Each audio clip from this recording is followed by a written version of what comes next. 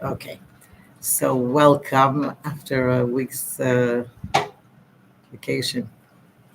Here we are back again, and this week we are reading the portion of Tettze. In this portion, Moshe is continuing to present the people more commandments. There are a lot of laws and commandments on various topics in this portion. Some are very brief; they could be like just one single verse. And it begins with Ki Tettze LaMilchama, when you go out. And there are about 74 mitzvot out of the total of 613 mitzvot in this portion. So the first one is when you go out to war on your enemies, God shall deliver them into your hands, and you shall capture from them captives. And then it says that inside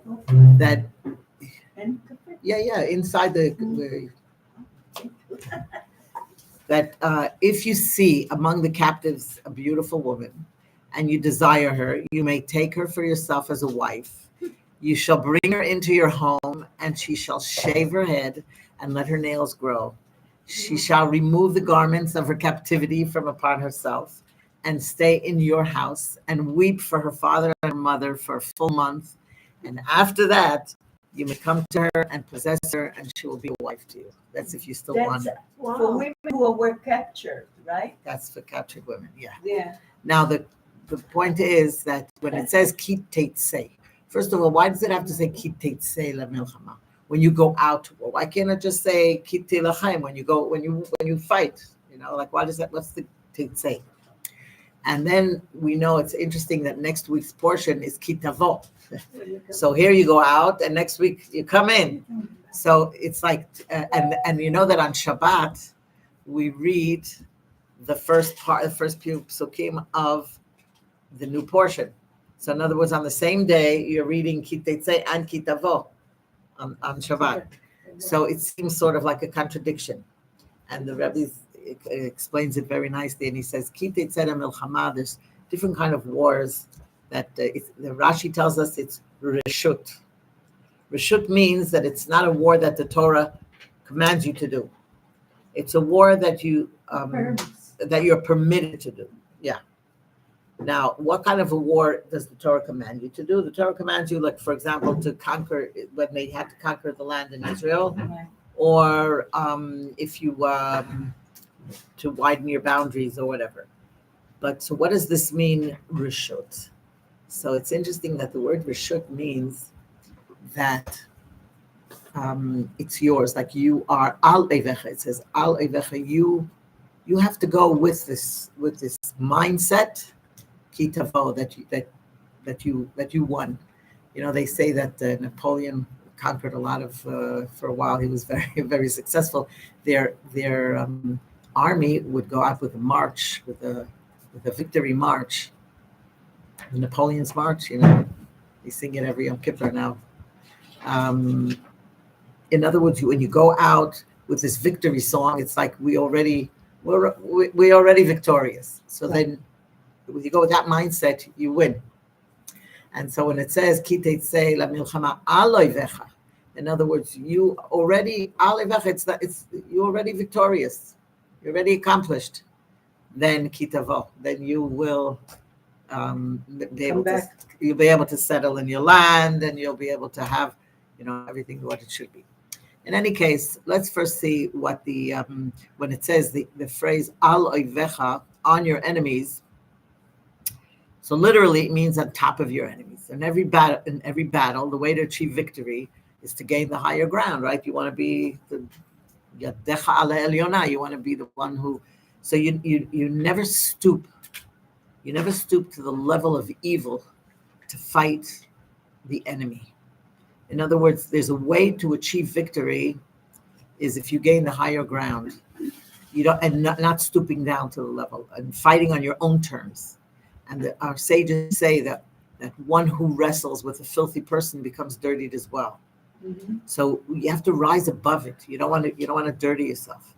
And so knowing the belief that there's no other existence other than God, and nothing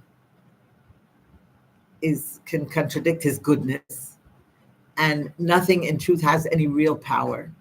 So when you're going to war with the manner of on your enemies, then you're guaranteed that God will deliver them in your hands. Because the end of the pasuk is Naton titen. It's like it says that that he will deliver them into your hands. Hashem is going to give them into your hands, and you will kishavita et shivyo. You're going to be able to capture the captives. So in other words, God guarantees that if you go with the feeling that ki tetzze milchama aloi vecha, you are already victorious because Hashem is fighting. You just have to go out. Why does it say ki tetzze? All you have to do is go out. Hashem fights for you. You don't have to do anything else. You just go to you do what you have to, and Hashem will be the one who will make you victorious. He'll make you win. Okay, so now the first law is that we said about the yifato. There's also very a very deep explanation of ki tetzze milchama, that everybody's soul was that comes down. We say it in the morning, neshama shenatata bi. No, that's modani lefanecha. But when you say Elokai neshama shenatata bi, so we say the neshama, the source of the neshama is from the higher worlds, and it comes down to from the world of Atzilut, and it goes down to and it says tehorahi. Okay, it's pure before it comes down, and then it says atabarata. It comes down from the world of Atzilut to the world of Bria. And then it says atayatzarta, it goes down to the world of Yitzira. And then it says atanafachta bi, atamashama bikirbi. In other words, it comes down to the body, actually comes down to this world for a purpose. So this is what we say in the morning on when we say Elokai neshama shenatata bi. You gave me your soul, and the purpose is ata atid litla mimeni. You're going to take back the soul. Lachzira belatid lavo, like in the future I'm going to have to return the soul, but I have a mission in this life, and my mission is that we are cooperating with Hashem and bringing God into this world, because he created a world as if it was independent, and here we have to come like it's on its own, and we come down the souls because we are part of Hashem, and we are making this a dwelling place for Hashem, that we should be able to see godliness in the world. We're bringing God down into the world. That's our mission. So it says ki tetzze. It's a fight. It's a milchama. It's a constant fight. Our soul is in our body, and the body. It's also a personal fight because the body wants to eat, it wants to sleep, it wants to to enjoy itself, and the soul is fighting with it every day. Who's going to be the one to overpower who? Who's going to be al ha'oyev? Who's going to be on top? Okay, because you can't both be on top. It's either one. It's like a seesaw, right? So every day we wake up in the morning and we say, okay, my body feels like whatever, doing whatever. Exactly. And my soul says, get up and pray, do a good deed, do a mitzvah, And everything in a whisper. Well, you feel because there is no noise. The neshama doesn't speak out loud. You need to listen to the neshama. That's right. You have to listen. You have to talk to yourself. And the ego is screaming out. So we have a fight. We're talking to ourselves, and the nefesh habahamit, your body, is saying no, and your soul is saying yes, and there's this fight every time. But if you are above aloi above your enemy, then you win. And you just have to say no, and you have to say, like the story with the one who said, he said, I just didn't open the door for you. You just don't open the door. Don't let him in. Kol dodido fake, So we are listening to our neshama and not to our. That's the deeper explanation of ki tetzze milchama. We go on every day of our life. We are fighting and it's reshut. What does it mean, reshut? It says that Hashem created the whole world for us, because the world was created on the 25th of Elul. God began creating the world, so He created the sun and the light and the dark, and then there's a second day, and the third day, and on the sixth day, He created man. Yes. Which is Rosh Hashanah. Mm-hmm. So Rosh Hashanah is the day that the man was created, and he crowned like God as king, but he needed the whole world was created for him. So when it says that on Rosh Hashanah, Yom Tchilat Ma'asecha, this is the first day of your creation. It's not the first day. The first day was 6 days before, but it says Sof Ma'aseh B'Machshava Tchila, that in God's machshava, the man was first, but He created the whole world for this, for the man to be created, and then He gave names to all the creations, and it's Bershuto. The word Reshut means it's mine. The Bershuti, it's in my. It's very interesting. Hashem thought of men, and therefore the world was created. Right. But He created him the last to be ready to be living in the world. Right. He did it all for us. See, for the man. So everything is ready for him. Yeah. And so we see that the word reshut means milchemet reshut means that this is it's your you're fighting al oivecha, meaning this it's mine. It's bershuti, and I have the power to win. I have the power to overcome and to bring God into this world. Not the only. He must to לקבל רשות. Oh, so also right, Not the owner and of the right, world. very good, and that also means that Hashem gave us permission. Mhm. He gives us the permission, which is also important. Okay, so now let's see. The first we spoke about the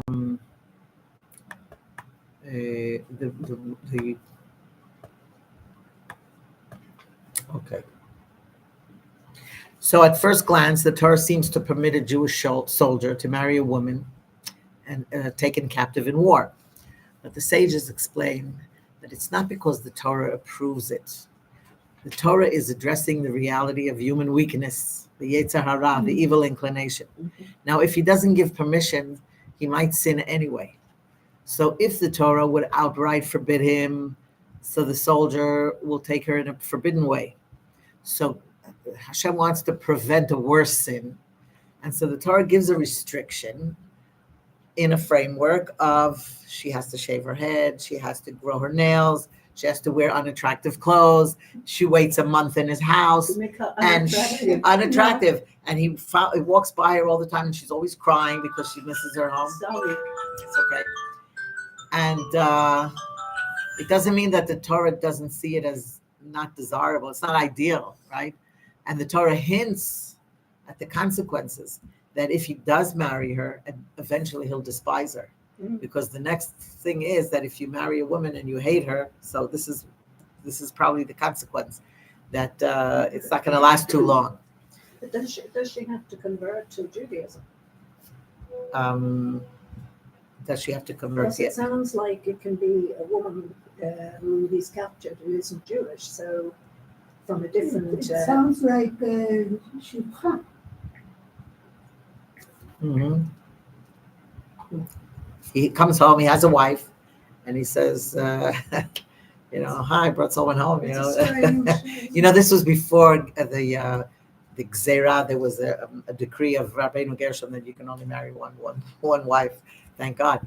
But at that time, they had many wives. Okay, so now so we say the chain reaction is that the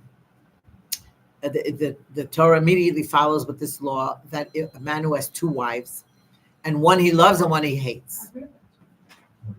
So then, and then look how look how it deteriorates, because after that, the Torah tells us that if she has a rebellious son.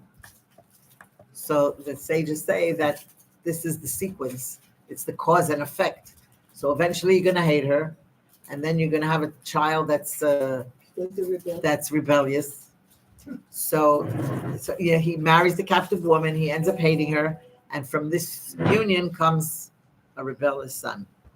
So these three laws. So it's definitely not the right thing to do. So these three laws. Yaakov was forced to marry the one he really loved and the one he was forced to marry. Yeah, but that's something else. That's No, something else. it cannot She be wasn't a with- captive, He knew that this was his soulmate. He put Leah under the chuppah, and then he married Rachel. And at that time they had shifchat. What Sarah Imenu didn't give Hagar to Abraham to have a child. She couldn't have a child. She said, "Here, marry Hagar." So this was then, but I'm not. But this is something else. Here, you're taking captive. It's like when you're in war and your Yetzer Hara overcomes you. So sometimes it says that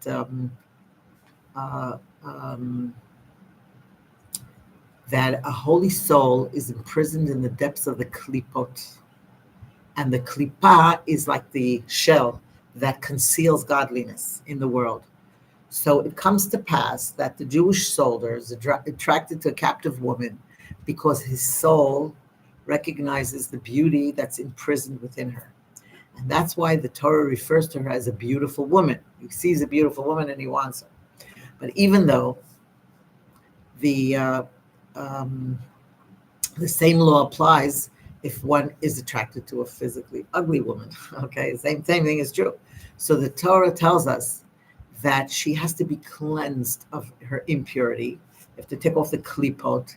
So you bring her into your house, and into the holy community of Israel. In other words, it's according to the deep explanation, it's to take out the good from the bad in this world, and also we learn that from one's spiritual enemies, you capture captives. It's an interesting way of expressing himself in the Chumash. It says, Hashem will let you win the war. He'll give them to you in your hands, and you will capture the captives.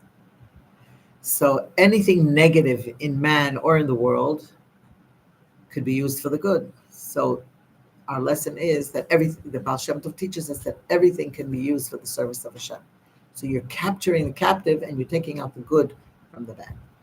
Now, going back to the captive woman of the war, okay, so we're taking into account the human inclination. So the Torah permits a man to take a woman from among the enemy as a wife, even though it's not desirable, and he tries to dissuade him from this act. And he tells all the things he has to do, and hopefully he's going to regret it, and he'll let her go free, but he may not sell her as a slave. After he brought her into his home, either he marries her or he sets her free. He cannot sell her to someone else. He cannot use her, to make any benefits from. May I say, when a woman is not attractive, is most of the time, okay, it's not features, because you can look at people who have Beauty's in the eyes of the beholder, they say, right? Yeah, but the point is that anger creates ugliness. Mm-hmm. And we say Yifat Mara means the beauty, the inside beauty is what shines outside. Yeah, and when you take that anger away from her, and also when she becomes unattractive in a physical way, and she end up still be beautiful in his eyes because she lost the anger when he captured her. He captured not just her, he killed the family of hers. So if you're taking a pretty woman as a physical thing and don't do and find yourself being in an ugly situation where she is angry of what you did to her family, but then she becomes beautiful because she end up losing that anger, and If she therefore, does, yeah. and Well, therefore, anything. she is welcome to the home, and so she'll be beautiful Yeah, but inside and yeah, outside. okay, but the Torah is trying to dissuade a person from taking a captive, and he says that it probably won't last, and she's going to end up hating him, and then we'll see the next laws that are in the Chumash. So the next law that we read about is the firstborn son, that he inherits a double portion, and even if he's the son of the wife that he dislikes, he cannot say, "I'm going to give." The Bechor is the oldest son. So let's say the woman that he hated had his firstborn. He has to give him the inheritance, even though he doesn't like his wife. He doesn't like the mother. Okay, now we come to the rebellious son. Okay, so the rebellious son, it's a very situation that can barely, I don't even know if it ever came about, probably didn't. But the Torah tells us that a rebellious son is the one who doesn't listen to his father or mother. His behavior reaches inhuman extremes, and it's extraordinary. It's rare. Okay, so in other words, he eats and he drinks and he steals and whatever it is. The parents bring the son before the court, and according to the judge's ruling, the son is executed and stoned. But you have to have first hatra. You first have to warn him, and you have to have witnesses. It's very difficult, and the way it is explained about he's a glutton and a drunkard, and he steals money from his father, and he consumes. It says that I don't know. There's an example of how much meat and a half a lug of Italian wine, and there's like it's extreme. So he is executed. Why? Because the Torah says that what is his ultimate intentions? Eventually he's going to use up his father's money, and he will start robbing other people, and maybe he'll kill other people. So he gets the death penalty. The Torah says, let him die innocent rather than have him die guilty, because we know how it's going to end up. There was an interesting, I think it was Zushim Anapoli. He said that he learned 7 things from a thief. He says that a thief, what he does, he keeps to himself. He's willing to take risks to attain his goal. He doesn't distinguish between major and minor things. Everything is, he takes care of every detail, minor or major. He invests a lot of effort in what he does. He's swift, he does it quickly, right? He's always optimistic, because if he fails, he'll do it again until and if at first he fails, he's back time and again for another try. So these are the 7 things that he says a person can learn from a thief and use it for the good. From everyone, you can learn something. Anyway, now the thing is, it says his father and his mother grab hold of him, which means that both of his parents have to bring him to the court. Because if his father wants to declare him as a rebellious son, but his mother doesn't, then the law cannot be applied. So, and again, there's always these little details, and then it says that because he ate this whole bunch of meat and a half a lug of Italian wine, his father and his mother will take him out to be stoned. So it says that this case of a wayward, rebellious son never was and never will be. So why was it written in the Torah? So it should be studied, and we should be rewarded for studying it, because you get reward just for studying the Torah. Although Rabbi Yonatan says that he saw such a case, and he sat at his grave. So I'm sure if it did happen, it was very, very rare. Now, if a person is sentenced to death, he's hung. Okay, you cannot have him hanging overnight. He has to be buried the same day. And the reason is because he was created in the image of God. And it says a hanged person is a curse to God. And Rashi gives us an example that you're degrading the king, the divine king, whose image is, in other words, is God. Man was created in the image of God, and we are God's children. And the analogy that he gives is of two identical brothers. So one became a king, and the other was arrested for robbery, and he was hung.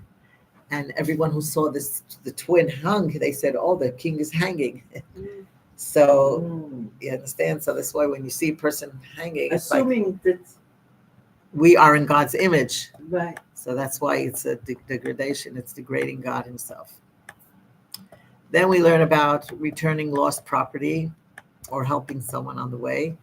If you find a lost animal, for example, or an object that somebody lost, do not be oblivious. Like somebody could say, it has nothing to do with me, but you must return it to its owner. And the Torah emphasizes the prohibition of ignoring a lost item. In other words, if the owner, we don't know who it belongs to, you take it and you keep it, and till someone comes to claim it. There was a story of a man who came through Rabbi Hanina ben Dosa's home, and he left behind some chickens. And so Rabbi Hanina's wife found the chickens, and Rabbi Hanina said to her, "Don't eat their eggs, because the eggs, by the way, the eggs and the chickens multiplied, and they became like a bother. He's not using it because it's not his. Someone's going to come to claim it." And so it became like a real hassle, like you're raising here chickens and eggs. So he told them, let's sell them and we'll buy goats with the money. He sold the chickens and he bought goats. And then one day a man came by and he said, I was here a while ago and I lost my chickens. Like, did you happen to find them? And so he says, do you have something to identify? Do you have any siman, an identifying mark? And he said, yes. And he told him the sign. And so he gave him the goats. He got all the goats. So he kept it for him. And, it was like a interest, like it grew. But this is what the Torah tells you, you safeguard it. Once there's a story in the Gemara, a very interesting story, that Alexander the Great came to the king of Katsya, and he was shown a lot of silver and gold, and he said, I didn't come to see your silver and gold, I came to see your laws and customs, because he heard about the Jews and all the, a lot of interesting laws and customs. So they're sitting, two people, all of a sudden, he was sitting by the king, and two people came for litigation. And one of them said, my master, the king, I purchased a rune, like it was a house that was ruined from my friend. So I demolished it, and I was going to rebuild it. I bought it for cheap, probably, and I found a hidden treasure inside. So he said, I came back to the person I bought the runes from, and I said, it's yours, take your treasure. I bought a rune, I didn't buy a treasure. And the other one said, just as you fear punishment for theft, like you're afraid maybe you're stealing, so I sold you the rune and everything in it. So, it's yours. And so here he was amazed to see how each one was trying to give back. He was trying to give him the treasure, and he said, it's yours. So the king called one of them, and he said to him, do you have a son? And he said, yes. And then he called the other one, and he said, do you have a daughter? And he said, yes. So the king said to him, let them marry each other, so the treasure will belong to both of you. So this Alexander, so Alexander was so amazed. And the king said, what, did I not rule well? And he said, no. He said, if such a case came before me, he says, what would you do? He said, I'd cut off both of their heads, he said, and I'd send the treasure to the royal palace. So, so he says, does the sun shine in your country? And Alexander said, yes. And do the rains fall upon you? And he said, yes. He said, perhaps there are cattle and herds in your land? And he said, yes, there are. He said, by my life, said the king of Katsya, it's for the sake of the cattle and the herds that the sun shines for you and the rain falls upon you. It's all for the cattle. So anyway, the Torah tells us that if you see your fellow donkey or ox collapsing under its burden, somebody put a burden on it, you have to help him to lift it. In other words, if he's sitting on the side and letting you do the work, you don't have to, but to help him, it says, Azov Tazov Imo, to do it with him, to help him put back, reload the animal, and not to ignore the situation. Okay, so like I said, this portion is like a lot of rules, a lot of halachot, so we'll go through the halachot. One is that a woman is not allowed to wear men's clothing, and a man is not allowed to wear women's clothing. There has to be a very clear distinction between, not to confuse, like a woman can put on men's clothing and she can hang around the men and nobody will know. So pants are not permitted? Not permitted. But we have women pants. It's not the most sniut, how do you say, modest. It's not the most modest dress, okay? But our father, It's hard to change the habit. they were Oh, they wore dresses like the Dresses. Scottish, yeah. So I'm sure they wore pants underneath, because even the Kohen that wore like an apron and all that, but they had pants underneath. Okay, so that is about the distinction between the men and the women. So a man cannot dress as a woman and hang out among the women. This keeps the distance and saves a lot of trouble in the long run. Now, there's the Shiluach HaKen. So the Shiluach HaKen means sending away the mother bird. You cannot take the chickens or the eggs from the nest while the mother is present. First, you have to send away the mother, and then you can take the eggs. And it says that whoever does this is blessed with goodness and a long life. And if for such an easy mitzvah you get long life, so just imagine for a mitzvah that's even harder. And it says if you respect your father and mother, also you get long life. So It's easy to do the mitzvah, but it's very hard to get into the ken. Well, it depends where. Because it's high in the street. It depends where it is. But the thing is that there was a story of somebody who climbed the ladder, and he took the birds, and he did the mitzvah of Shiluach HaKen. And then on his way down, he was listening to his father, so he was doing both mitzvot. He was kibud av, and he was doing Shiluach HaKen. And when he came down the ladder, he fell, and he died. So they said, "Is this the Torah, and this is the reward for doing the mitzvot?" Anyway, it turns out that this was a Gilgul Neshama, and we can never judge. You never know, what he had to be, what he had to accomplish, because in his Gilgul HaKodem, this is what he had to fix. I know this. So just knowing that there's also a sensitivity here that you don't want the mother bird to be so stressed to take her babies while she's sitting on the eggs. So while she's sitting on the eggs, you cannot take the eggs. The next mitzvah would be building a fence around your roof. Whoever builds a house, he has to make a railing for the roof and avoid anything that might cause the loss of life, that somebody might fall. It says lo yipol hanofel, which is interesting because it says do not bring blood in your house. And it says when the falling person falls from it. So if you're a falling person, what does it mean, a falling person? In other words, he was destined to fall. The Torah calls him a falling person. It was ordained from heaven that he would fall. But nevertheless, Not because of you. Right. You don't want to be the one. It says, Megalgalim zchut al yedei zakai. Good things come. You merit to do good things, a good person. And chovah al yedei chayav. In other words, that the bad thing comes to a person who, as a punishment to him, like I don't want to be the one, the one to do the bad thing should come through me. No way. Like if someone has to fall, not because of me. So I don't want to be the one to bring about his death. And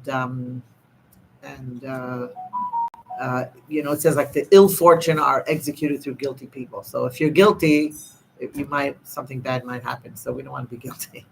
So in other words, we built a roof, and in general, it means to all kinds of siyagim that the Torah tells us. Build a fence, like on Shabbat. You don't touch something that you're not allowed to use because you might use it. So in other words, that's called the fence. You keep away from falling. You might, if I'm allowed to pick up the pen, I might write on Shabbat, and I'm not allowed to write on Shabbat. So this becomes muktzeh. So this is our fence. Don't touch the pen on Shabbat. We won't touch anything. Won't touch fire. We won't touch, whatever it is that might cause you to the 39 milachot of Shabbat. There are 39 milacha, things that they did when they built the Mishkan. That from then there are a lot of toldot. You're not allowed to strain. You're not allowed to.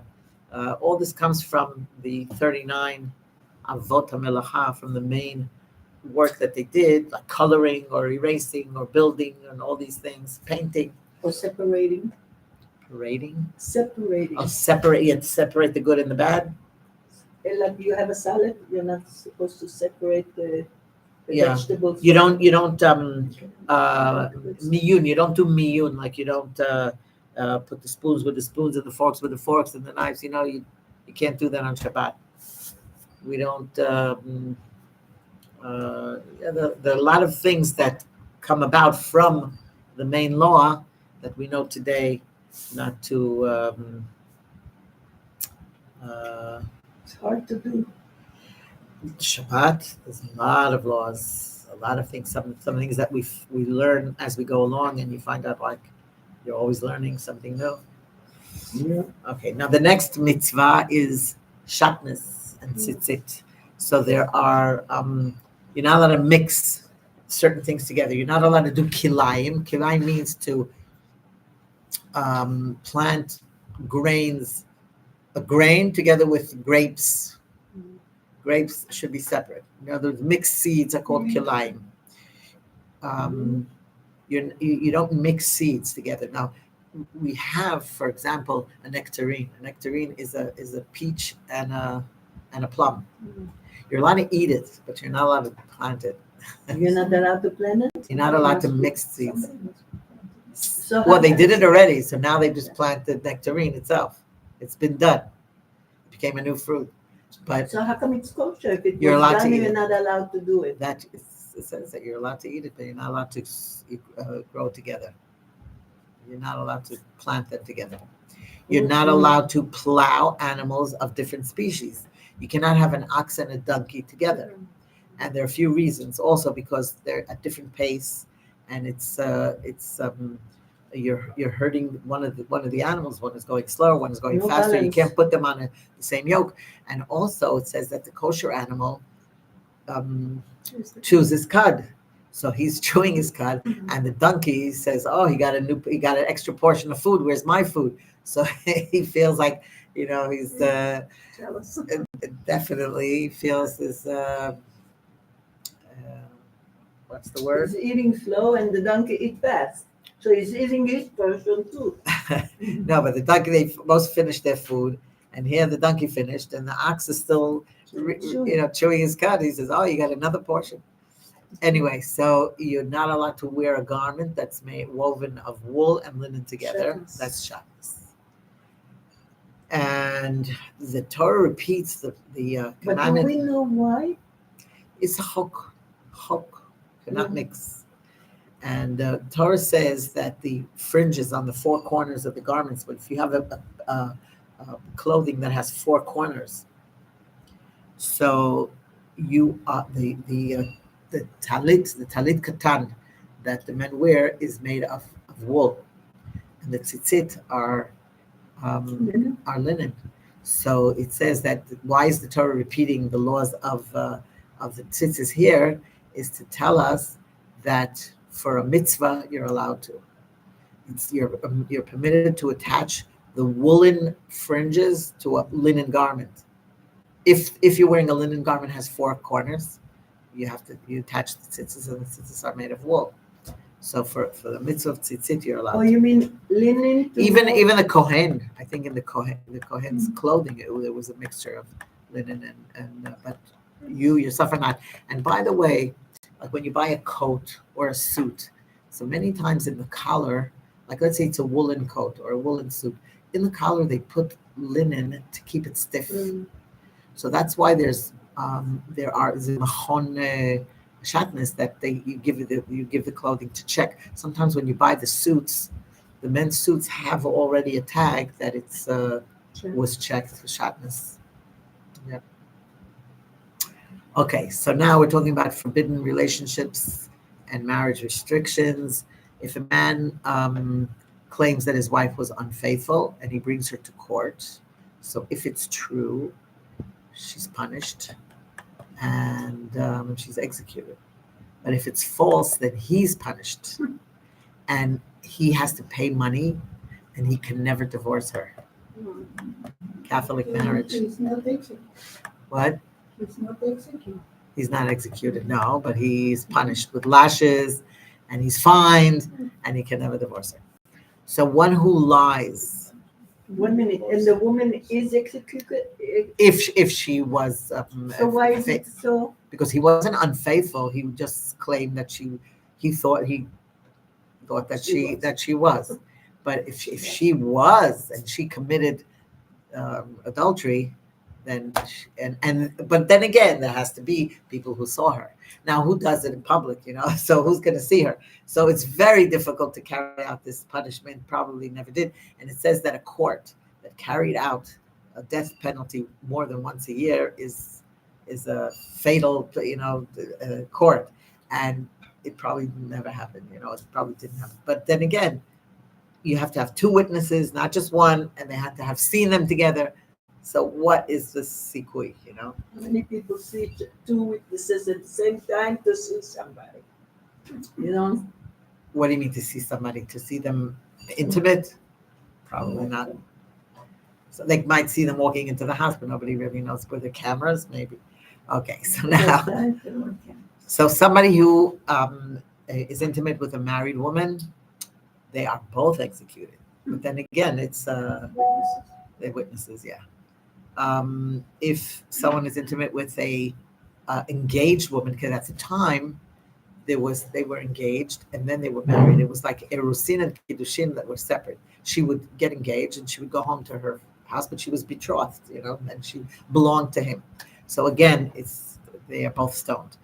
But one who rapes a betrothed woman, he is stoned because to rape is like killing. In other words, and if somebody sees this, somebody in trouble, they have to try and help. It's as if somebody came to kill them and you're helping them. That's how the Torah looks at it. It says it's as if he rose to kill her. And if somebody rapes somebody who's not betrothed, so he has to pay a fine and he has to marry her if she consents. Like if she agrees and her family agrees, then he pays money and he marries her. And then again, he can't divorce her. A man is not allowed to marry a woman who was married to his father or someone who was married to his uncle. Okay. In other words, like let's say his father's wife dies. Oh no, but she didn't. No. Okay, so in other words, he's not allowed to marry. There are certain cases of male infertility that disqualify marriage. Somebody doesn't have seed, he can't have children, or whatever. Something's wrong. Then he should marry a regular woman, Jewish woman. A mamzer, which is a child that's born from an adulterous relationship.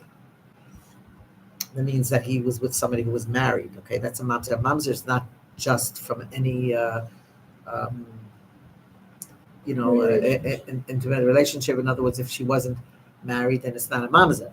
They're not allowed to be together, but it doesn't mean it's a mamzer. But it has to be from an adulterous relationship, meaning from a married woman. So this mamzer, this child, cannot marry into Israel.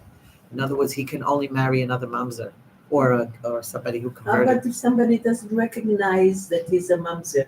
How would they know? Well, the rabbi he comes to get married looks into it and figures it out. That's why they check it out when somebody comes to get married. You need witnesses that can to say that they know them and who the family. They look at the parents. Very difficult. Yeah, and they look at the wedding, the ketubah of the parents, and basically it's pretty much you could figure it out. From the Ammonites and the Moabites cannot marry an Israeli, even after they convert, because their ancestors were very hostile to us in the desert. It says Moavi, it doesn't say Moaviyah, because Ruth Hamoaviyah, she was the woman, and she converted and she married, and David HaMelech comes from Ruth Hamoaviyah, but it says the men. Edomites and Egyptians, although they were hostile, the Torah tells us not to despise them, because, and even if they do convert, they can marry. Why? No, because they didn't give us. It says either because the Edomites come from Esav, which is Yaakov's brother, and the Egyptians they hosted the Israelis when they came. There was a time when they accepted them, and when they came for food, like they looked, they accepted them. So that's why Hashem says not to despise them. Let's see what else we have. In war, the camp of Israel has to stay pure, and we know that in time of danger, there's the Satan works overtime. So therefore, when you're in danger, you have to be extra careful to be pure and not to do any sin. So a soldier who becomes impure, he has to leave the camp until he purifies himself, which means he immerses himself in a mikveh. And then the next night after sundown, he can come back into the camp. So there's like sanitation facilities that are placed outside the camp, because we know that at the time there weren't toilets and things, I guess. So they had to have a place outside, and a soldier has to carry a digging tool to preserve his modesty and purity. And it has to be a place, befitting God's presence in the camp, and in order to protect them from their enemies. A slave from among the nations who escapes to Israel, if somebody comes running and says, save me, you have to save him and do not return him to his master. You're allowed to, you should let him be secure in Israel.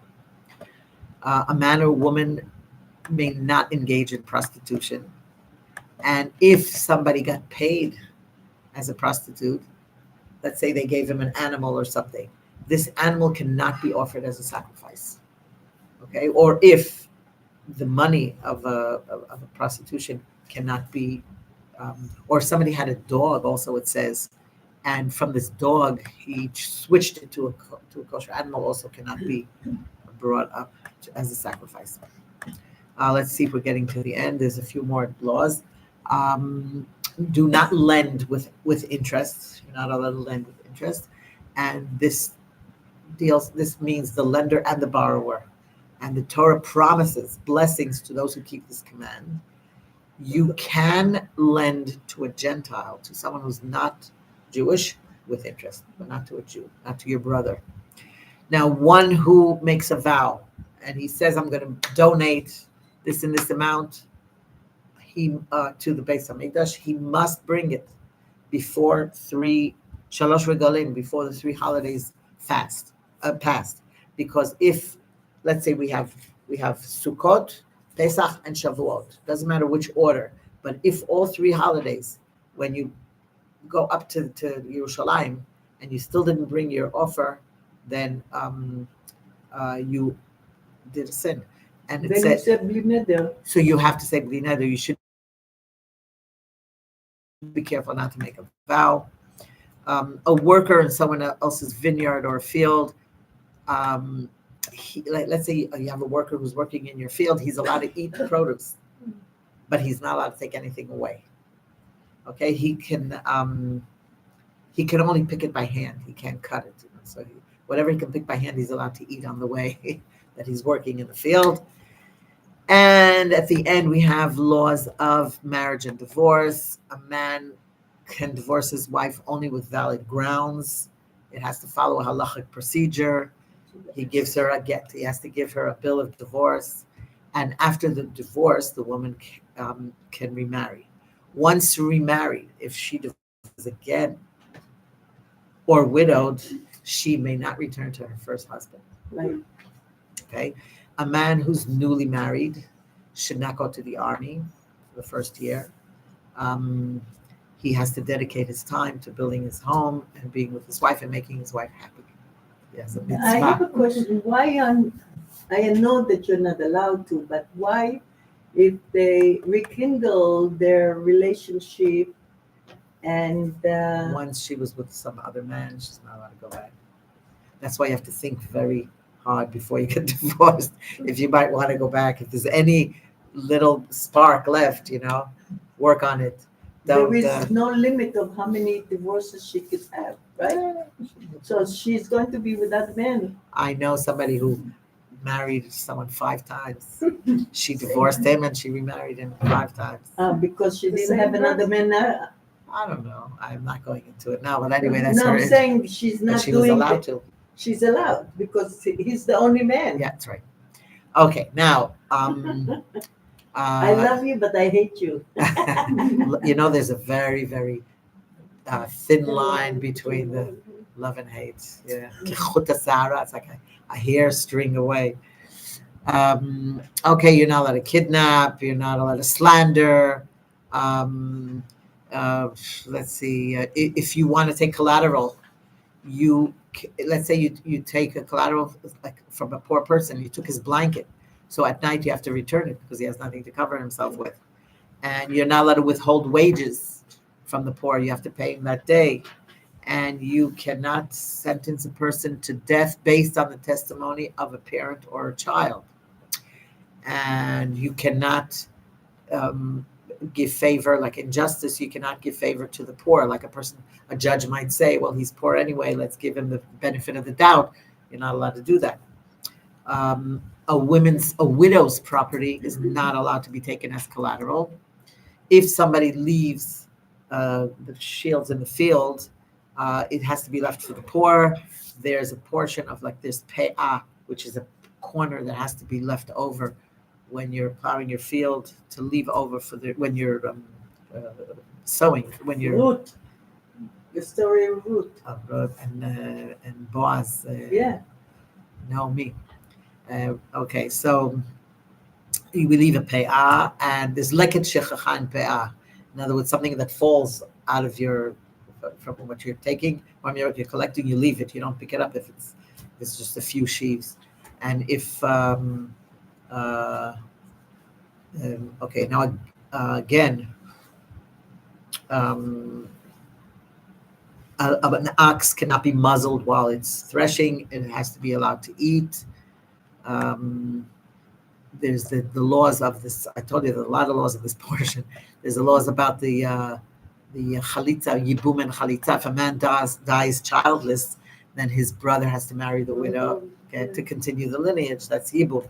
But if the brother refuses, then there's a ceremony called chalitza, and it's done before the court, and the widow removes his shoe, and she spits on before him, and she says, "So shall it be done to the man who will not build his brother's house," and he is free. So then there's also if 2 men fight and one man's wife grabs the other indecently, she has to pay compensation for the shame that she caused. Public indecency.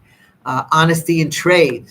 You're not allowed to cheat with false weights or measures. You have to conduct your business with honesty. And then it says wiping out Amalek. The Torah tells us about the sin of Amalek that attacked us on the way. Asher kor chabaderech. And we must remember this all the time. And when the opportunity arises, we have to wipe out the memory of Amalek. Remember what Amalek did to you and how he met you on the way. And the Hebrew word korcha means he cooled you. And the idea of cooling means that it's comparable to a boiling tub of water that nobody can enter this hot tub, but comes along one person and jumps in, and he got burned, but he cools it off for everybody else. So once he gets burned, everybody else says, oh, okay, so we can also go in. So the same thing happened when Jews came out of Egypt, and God split the sea, and he drowned the Egyptians within it. So the fear fell upon all the nations, and everybody was afraid. Wow, look at this nation, and look how God watches over them. We won't start up with them. But then came along Amalek and challenged them, and although he received what he deserved, but he cooled off that fear and awe that the people had for the other nations of the world, and so other nations came and started up with us. Which they still do. But it says Asher Korcha, because they caused other nations, they cooled off, the heat that other nations would never come and access it. So this is the basic, in a nutshell, you could say, Ki Tettze. So when every day, when we wake up in the morning, get ready to go out, all you have to do is go out, and Hashem helps us. He's going to help us win the war. Go out with your the song of victory, march of victory, and Mashiach will come right away. There is a story, I don't remember on World War II which president it was, that he ended up telling all the soldiers, leave everything behind. That means that the only way to come back is to win the game, to win the war. I'm like, this mindset of when you go to war, you go for the sake of winning. Of winning, that's right. Only winning. So it's the same mental. Definitely. I see it's the right month to go to win the war. to win the war. And because this is Chodesh Elul.